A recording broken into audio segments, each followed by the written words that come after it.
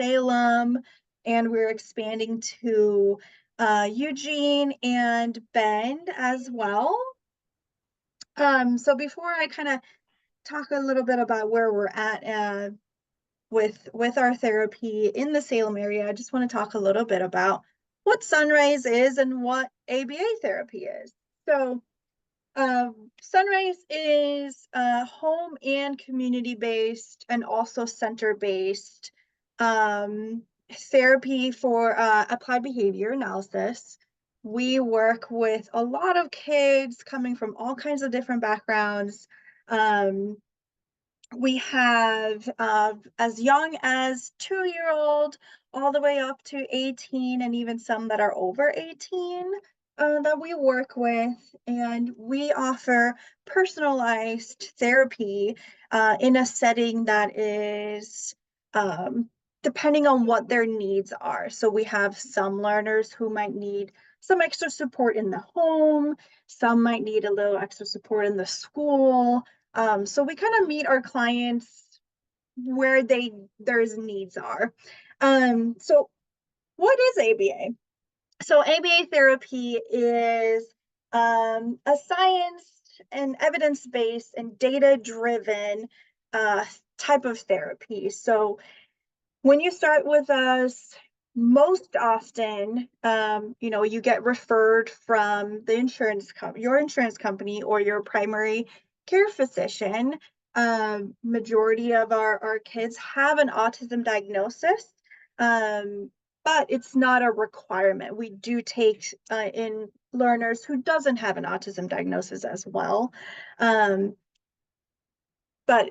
for for practitioners and insurance companies, ABA is one of the only evidence-based practices used for autism and therapy. So what we do is, we look at the environment and how all of that can affect behavior. And then we try to modify those environments and support that individual in a way that is best for their learning. All of our strategies that we used are evidence-based, and we collect data. We have our behavior technicians who are the ones implementing all of the goals that a behavior analyst have written based on the assessments that we've done. So they implement all of it, and then we're collecting data as we go. And the data really helps us to see if, are we making the progress that we're hoping to make? And if we're not, we need to change something. And it could be maybe the goal isn't important anymore, or maybe the environment that we're teaching this goal in isn't important anymore. So what we kind of do, like if we think about a clinic setting, is we have our clients come in, and it's a lot of learning through play and having a good time and finding what this client and what that learner's motivation is. And then we take that motivation and we build upon that to then implement the goals that we use. So we use a lot of positive reinforcement or negative reinforcement, which reinforcement in its definition is to increase the behaviors that we want to see.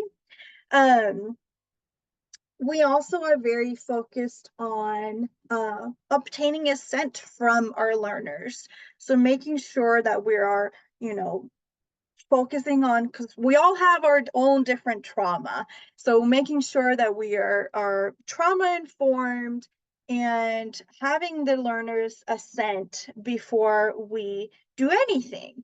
And assent can be obtained in various of ways depending on the learner. We have some learners who are, they're not able to verbally tell you, like, yes, I want to do this. But based on their behaviors, if they seem engaged, like they want to be playing this game, that could be a form of giving their assent. However, if they are withdrawing their assent, that might look like, some behaviors that we don't necessarily want to see. Maybe there's aggression. maybe there's a tantrum. So we take that and we analyze it and find out, okay, if I'm telling little Johnny that we're gonna go and work on brushing our teeth, but he's now kicking and screaming because he doesn't want to brush his teeth, then I got to take a step back and see, okay, what is it about it that we don't want to do? Is it because I said we were going to do it?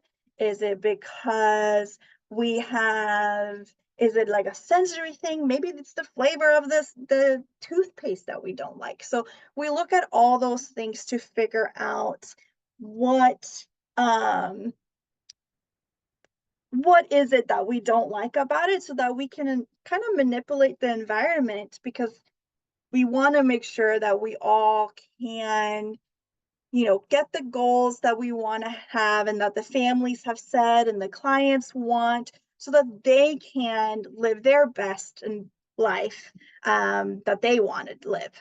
We have, we work on all kinds of different skills, anything from learning how to tie your shoes and how to take the bus, how to try different foods, or how to communicate.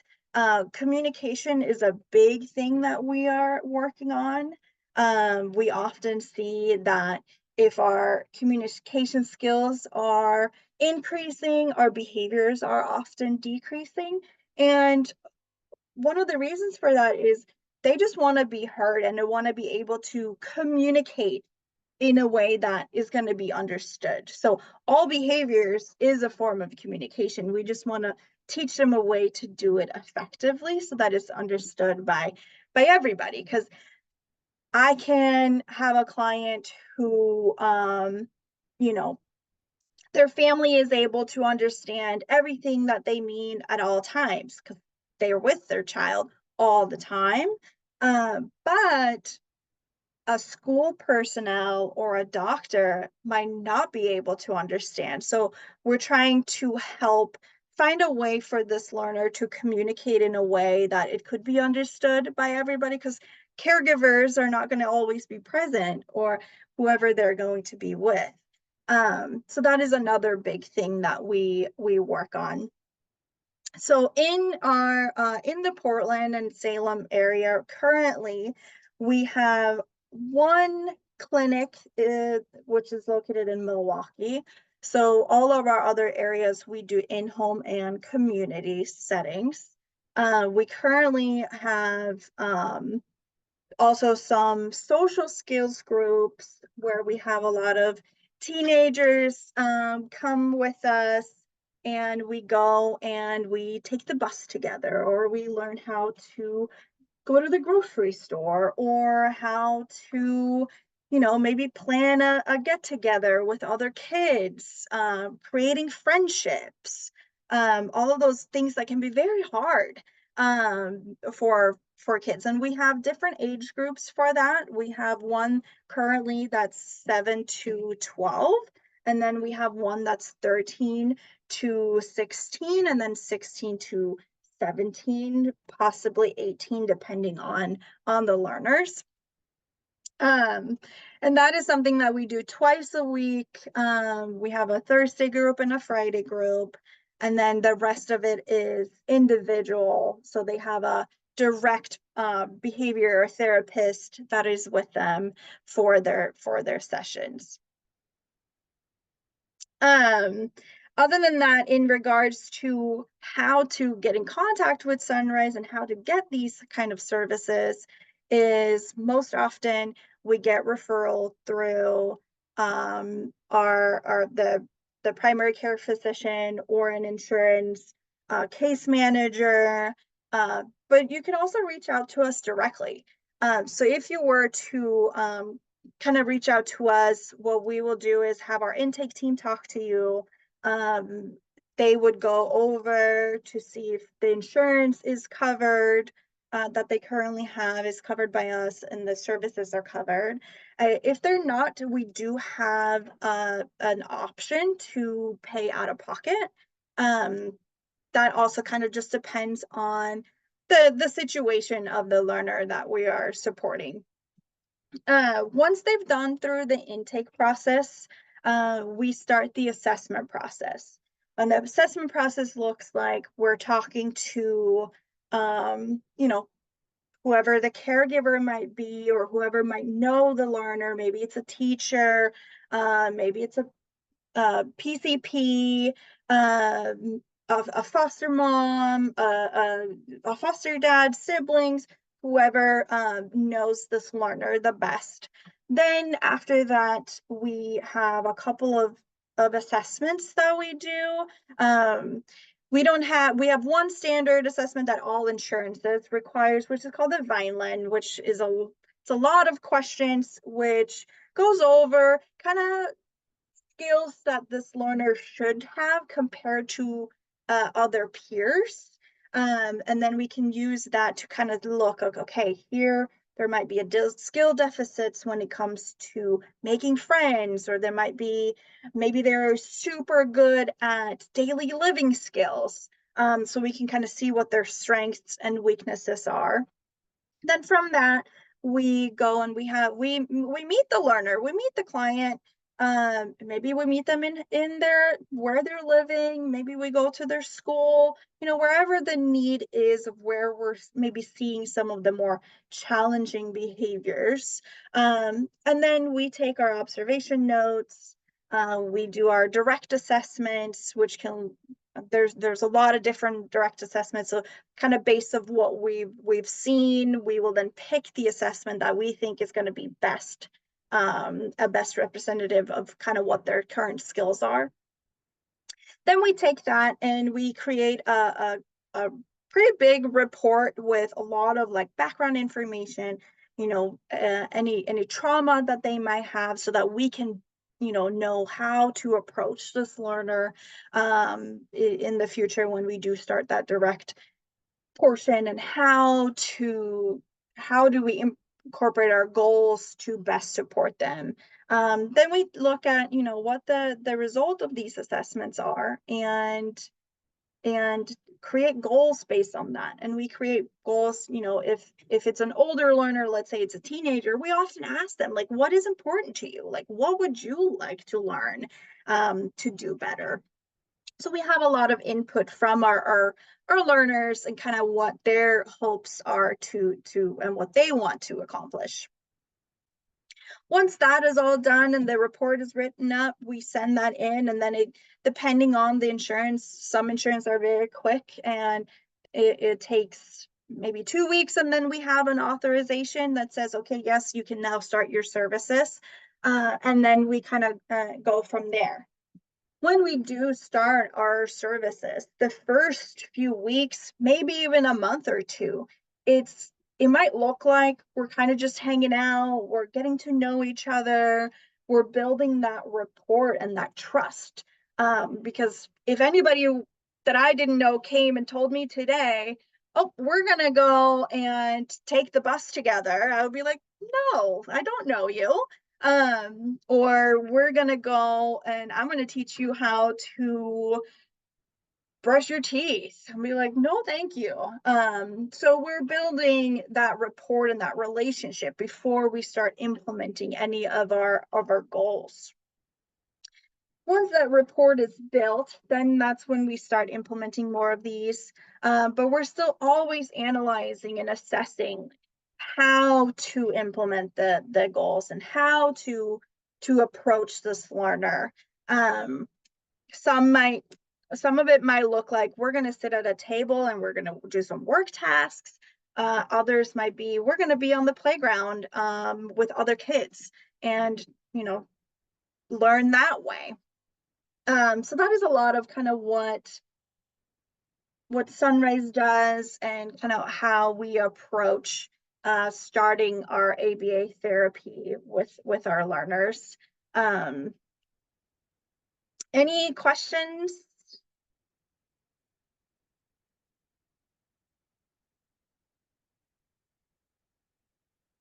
See if I can find the chat here. See if there's any questions there.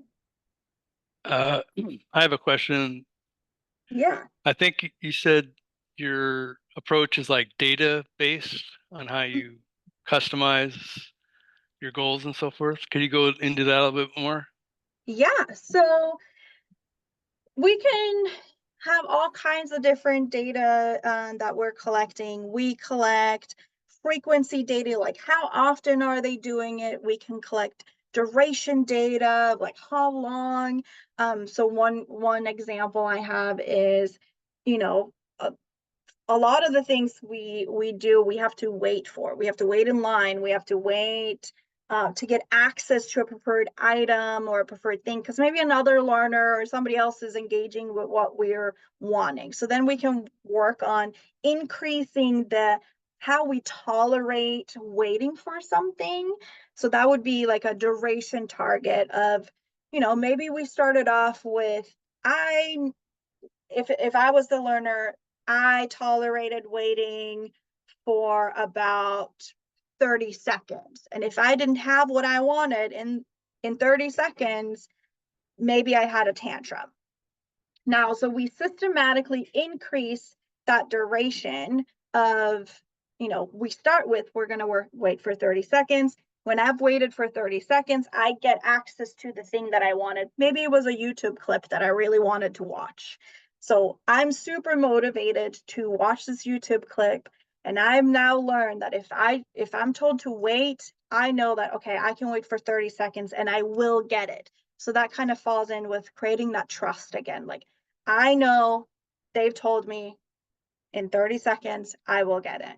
Then with time, when I've shown that, okay, I can wait for those 30 seconds, maybe the next criteria is waiting for 45 seconds. So now we're going to create a new kind of target, and we're going to collect the duration for that. And we use a lot of visuals to kind of prompt the learner of, okay, before we had 30 seconds, here's the new timer with 45 seconds, so that I can visually see, okay, now I'm going to get it after 45 seconds. Other types of data that we take is percent of opportunities. So maybe we have a learner who's working on creating friendships, and by being able to create friendship, you need to, initiate, like, hey, do you want to come play with me? So maybe in that situation, we create a goal with where we have two learners who are together in the room, and we give the learner a kind of go ahead, and they can now go approach that other learner of like, hey, do you want to come play with me? Then we can collect data of, in all of the opportunities in that, let's say that 1 hour, how many times did they independently go and approach that other learner? So we collect a lot of data on different ways. We also have, if we want to increase a behavior of, how often it happens, we work on that. If we want to decrease something, we like the frequency of a behavior, we can do that. For instance, one example I have is if we have somebody who's quitting smoking, like maybe they smoked 20 pack a day, but we want to decrease it and have them to quit smoke. Some people can go cold turkey and just stop the same day, and others cannot. So then maybe instead of expecting them from go to 20 to 0, we can say, okay, if you only do 15, you'll have that reinforcer, or that the thing that you're very motivated to get. And for some, for a lot of us, we go to work because we get a paycheck. We're working for that money. A lot of our teenagers have chores that they do at home, and they earn, if you take out the trash, you get $1. So that at the end they have a good amount of money that, maybe they can go play games at the arcade, or maybe they really wanted to buy a new pair of sunglasses, or whatever it is that they want to exchange that money for. So we use, like I said, we use that motivation that they have, and collect the data on the behaviors and the goals that we have set to kind of reach our ultimate outcome of the goals that they've set with us. Great. Thank you for that. I have one other question. I have a child on my current case um, who has significant behavioral problems because of the way that he was brought up. Mhm, He doesn't have autism. I think he might actually have ADHD, possibly, mhm. but he does have significant behavioral challenges. Is he somebody who might qualify for your program? Yeah. So, a lot of our clients and a lot of our learners have a diagnosis with autism, but it's not required. More often than not, that's just, if a learner goes to their doctor and they get a diagnosis of autism, typically the diagnostician will say, okay, ABA is a good form of therapy for this. But we do have a lot of learners who doesn't have it. So we have ADHD, we have opposition defiance disorder, we have all kinds of things. Okay. What's all is needed is just a phone call to our intake team, and you can be the person referring them, and saying, like, these are the things that we're seeing, and we think it could be helpful to have this type of therapy in whatever Okay. environment And then when done. you do the assessment, you would kind of say, would he be a good fit for our program or not? Mm-hmm. Right? Mm-hmm. Yeah. Okay. All So right. we work on, we have learners who doesn't have any diagnosis, or maybe they only have ADHD, or and something like that, but they have a lot of maybe aggression or property Right. destruction, or those kind of things, just because of what they've been through in the past. It's a Yeah. trauma. So we can work Yes. with any of those learners, as long as it goes through our intake, and we look at, okay, the insurance that they have, will the insurance cover it? And if the insurance doesn't cover it, then we talk about other options of how to pay for the services. Okay. That's what I need to know. Thank you very much. Yeah, of course. Any other questions?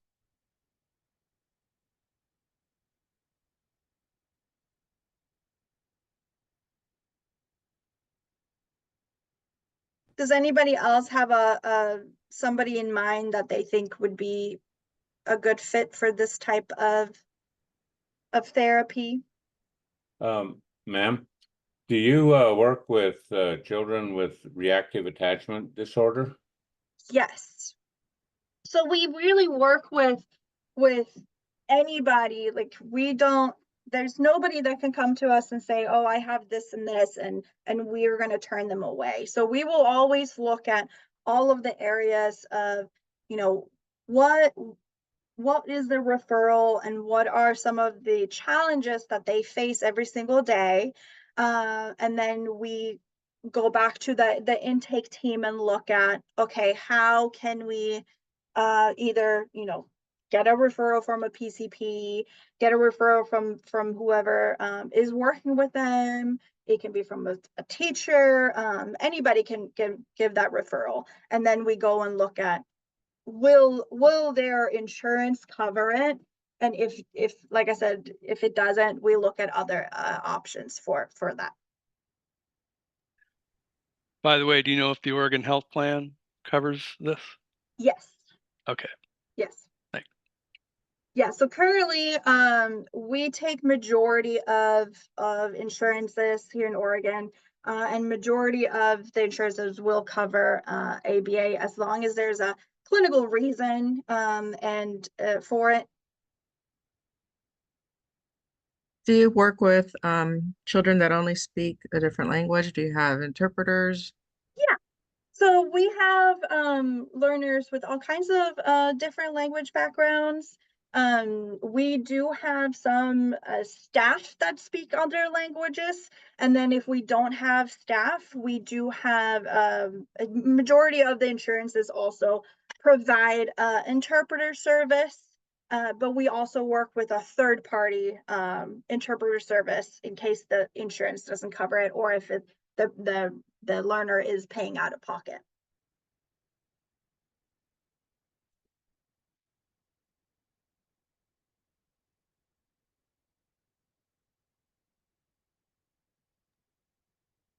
What is the length of time you generally work with an individual before you see some resolution?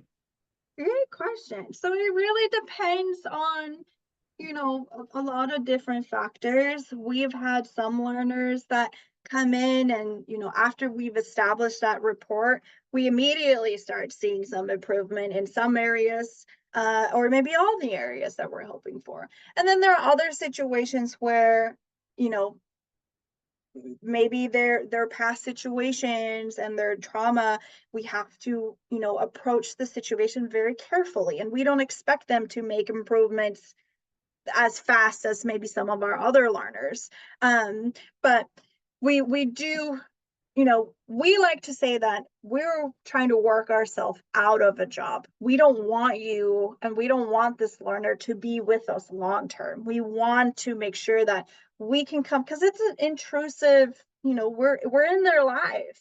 It's a lot, it's intensive. So we don't want that to be long term. We want to come in and assess and you know, look at which skills they would like to have, and as well as what we think might be necessary, and try to reach those goals as fast as you know we can, to then be able to get out of it, and so they can do it on their own. They don't need us anymore. But it really depends. We've had some who, you know, they've been with us for 6 months to a year, but then we've had others that has been with us maybe for 3 or 4 years. It just really depends on that individual. And it's also, you know, a lot of these kids that we work with, you know, we get them, they get in here, we do the assessment, and we identify some goals that, you know, these are the goals that we're going to be working on. And then they meet all of those goals. And then we do a new kind of progress report to see, okay, is there any other areas, because now they're older, there's new skills to learn. Where are we at? And do we think that we've already given them the skills that they need to kind of figure out those things themselves, or do they need us a little bit longer? Do we need to create new goals? So it's an ongoing assessment every 6 months to really evaluate, where are we gonna go from here, or is it time to kind of fade out the services? Do we need to increase our services? So we look at that every 6 months. And go Sorry, Brent. go finish that. Some of our learners, you know, they're here for just social skills group, and that's 2 hours a week. And then we have other learners who have a lot of skill deficits, or maybe really intense behaviors, that might be with us 20 hours, 30 hours, 35 hours a week, where we, you know, either we go to their home, maybe we do in-home and out in the clinic or in the community setting. So we really try to meet them where they're at and what their needs are. Oh, okay. So the amount of time that you spend with a learner is very customized to what that person needs. Okay. Yeah. That was one of my other questions. Yeah. Okay. And do you work with the parents or guardians at all throughout this process to kind of help give them some of the skills they might need to kind of help out with their kids in the home or the public? Yeah, so we try to meet with all of our families and caregivers, and even like school personnel, and collaborate on care. When it comes to caregivers, we try to meet weekly, but we know caregivers are busy, so we try to do our best as we can to find a time and a place to make that work. And we really try to teach them our basic skills of, you know, how to implement a new target, or how to use their motivation to learn new skills, so that the parents can implement and teach or the caregiver can implement and approach and teach new skills without us having to be there. And then we work with like I said, school personnel, primary care physicians, if they have like occupational therapy or speech therapy, we try to collaborate care with them as well. That's not necessarily on a weekly basis, but maybe like a monthly basis, just so that we can all be on the same kind of page of how we are approaching something and how we're implementing certain goals. You know, as a caregiver, they might know ways of how to talk to this learner that we don't know yet. Or, you know, maybe there's a change in medication that could impact behavior. That would be helpful for us to know. So we try to collaborate with professionals and caregivers as much as we possibly can, because the more of a collaborate approach, the better.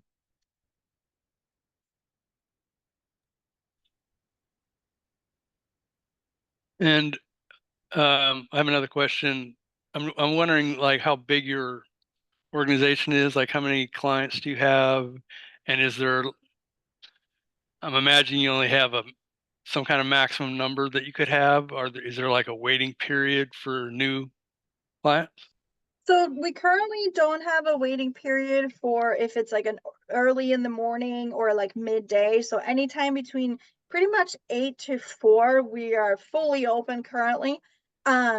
We do have a lot of our learners in that like 4 to 7 time slot right now, but we are actively hiring behavior therapists all the time, because we know the need is there, and we want to help as many people as we possibly can.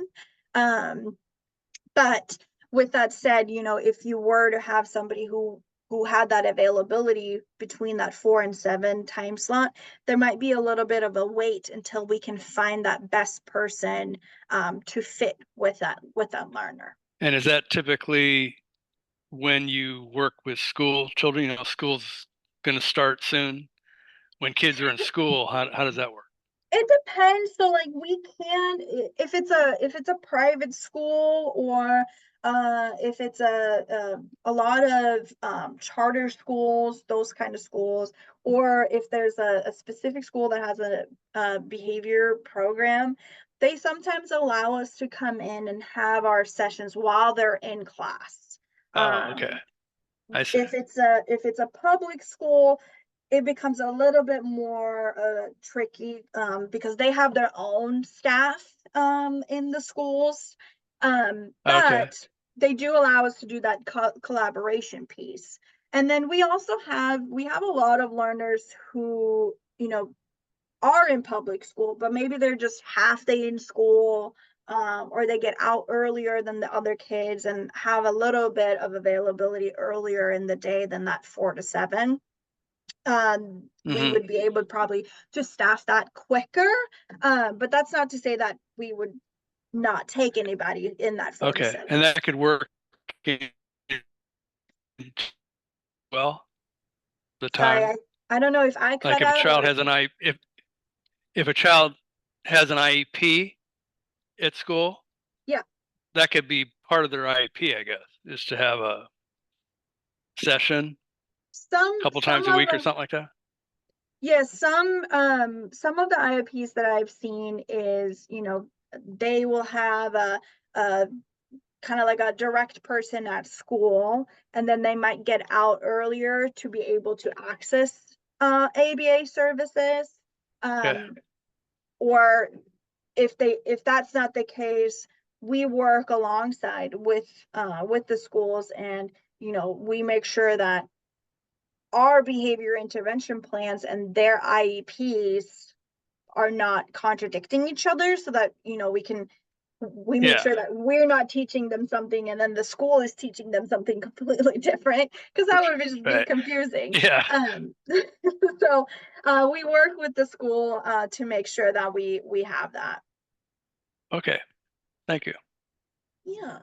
And then to answer your question of like how big we are currently, so in the entire Oregon region, we currently have about 30 clients, and we have an active intake process. So we're currently taking a lot more clients. as far as how big we are across the entire company, I'm not quite sure right now because we are in California and in Tennessee as well. And I kind of oversee Oregon. So I don't have their exact numbers, but we're growing and getting bigger by the day. Okay.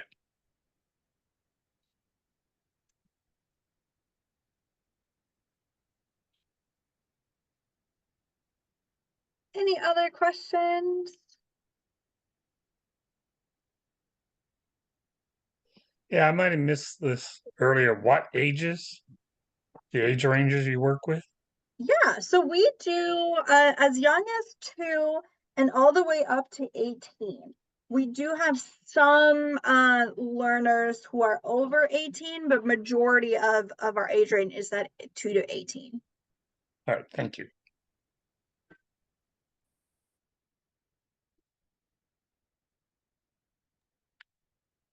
You might have touched on it a little bit earlier as well, but what is kind of the average time frame that a child might be working with one of your providers? It really, really depends. We don't necessarily have a set time frame of like this is going to be for a year or 2 years or 6 months. And a part of that is, maybe the goals that we set weren't met in that 6 months that we originally started. Another reason could be as we are providing therapy, they're also growing and maybe they're falling behind even more when it comes to some skills. So that's why we continuously do every 6 months, we do that reassessment to kind of see, is ABA necessary moving forward, or have they gotten the skills that they, need and should have and want to have at that point. We also have some who, they start with us, maybe they're with us for a year, they meet all their goals. We don't necessarily see a need to continue.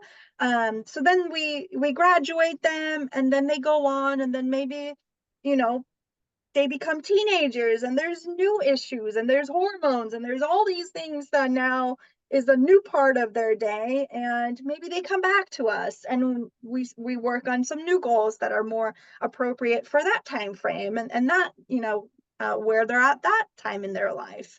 So it's hard to give like an exact timeline because it's differ for each learner. That makes sense. Thanks. What are the general qualifications for your therapists? Yeah, great question. So, for our behavior therapists, here at Sunrise, we like for them to at least be in a bachelor's program. And then they go through our training process where they are watching a lot of behavior videos, and that usually takes about 2 weeks. Then we have some mock sessions that we've filmed and role plays that they do. And then from there, they take a competency assessment with a behavior analyst that fills that out for them and really test, like, do they know how to implement all of these things? And do they know the terminology that we use? And what is reinforcement and what does it mean? And how do we collect data? We test them on all of that stuff.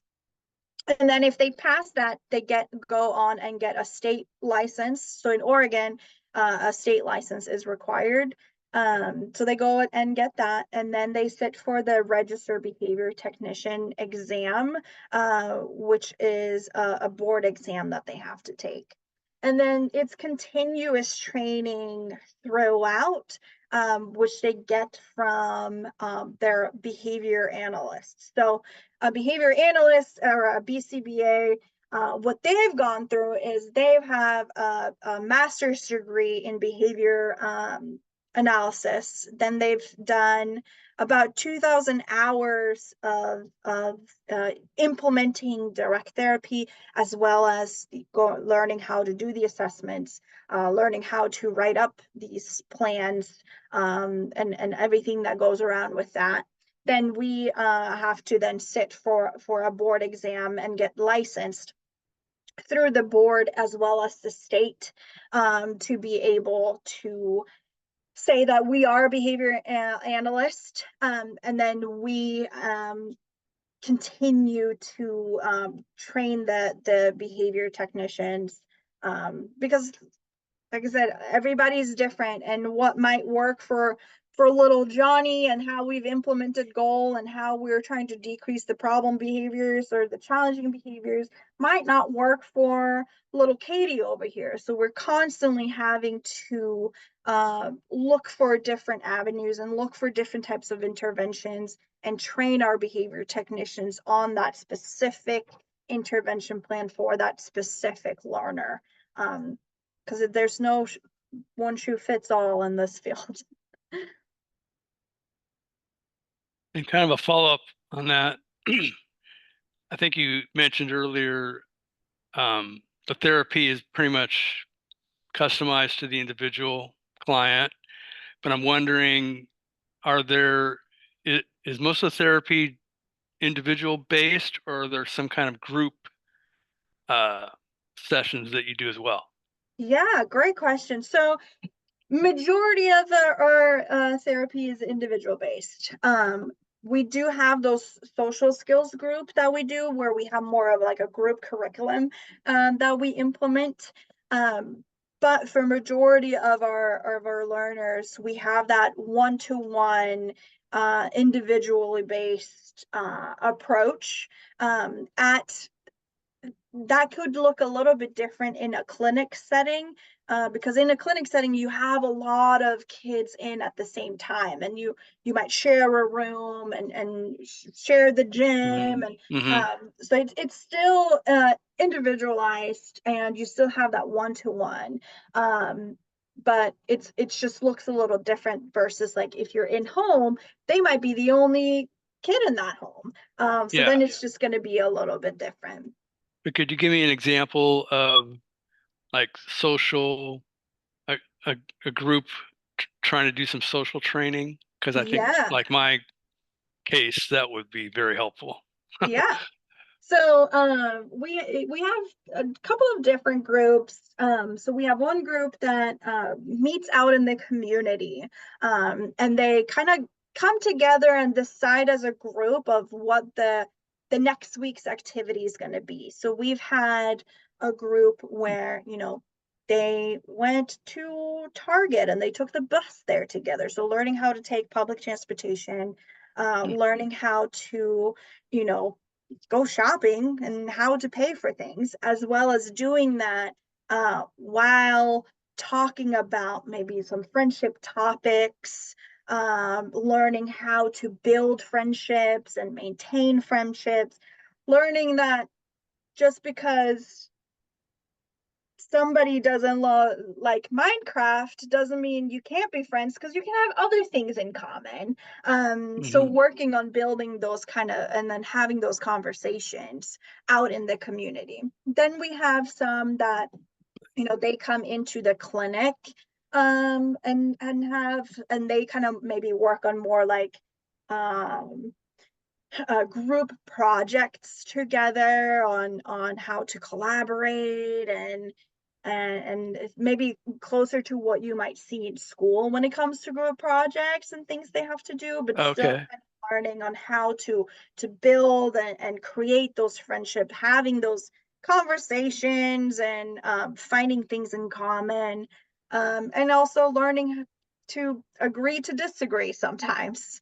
And then we have some that are through telehealth because, maybe they just not able to get into the community or get to the clinic. So that might be just like a meeting like this where there are certain topics that they talk about, find some online games that they can do together to build friendships that way as well. Okay. Great. Sounds really good. Thank you. Yeah.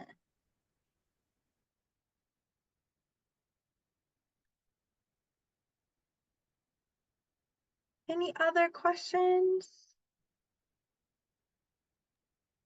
You mentioned California, Tennessee, and Oregon. Are those the only states you're working in right now? Those are the states we're currently active in right now. We are looking to expand into other states. The timeline on that, I'm not 100% sure on, but we're currently Mhm. active in those states. And then I'm curious, what your source of children you work with, do they come from like foster care programs, public services, or private families? We have all of it.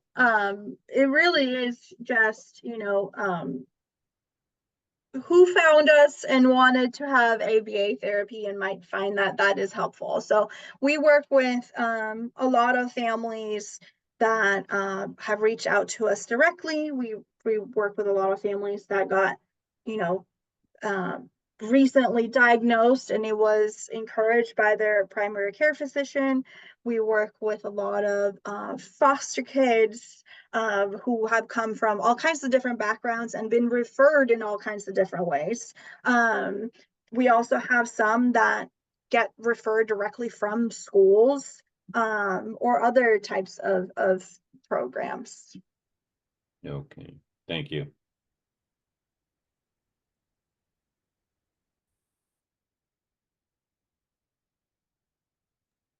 Any other questions?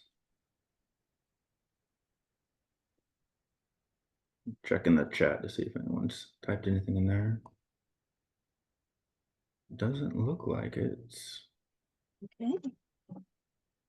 Well, unless there is anything else, I think we can go ahead and wrap it up for today. Thank you very much for joining us. I really appreciate that. I know we've had a lot of questions surrounding these types of things, so I think it was I learned a lot, and I'm sure all of the volunteers in here learned a lot as well. So thank you very much for joining us.